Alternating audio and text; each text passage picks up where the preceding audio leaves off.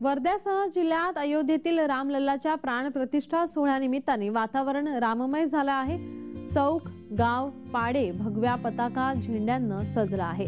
वर्ध्यातील आरवी नाका चौकात इमारतीला विद्युत रोषणाई करण्यात आली, तर 2 दिवसांपासून शहरात मोठ्या प्रमाणात आतषबाजी केली जाते।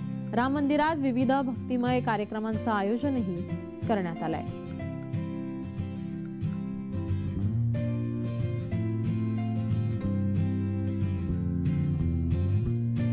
विद्युत रोषणाईने शहर न्हाऊन निघाले। रामलल्लाच्या स्वागतासाठी आतषबाजी करण्यात येते।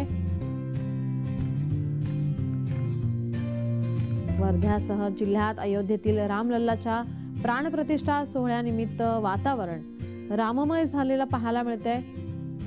ठिकठिकाणी भगव्या पताका झेंड्यांना हे शहर सजलेलं पाहायला मिळतंय। वर्ध्यातील आरवी नाका चौकात इमारतीला विद्युत रोषणाई करण्यात आलेली पाहायला मिळते।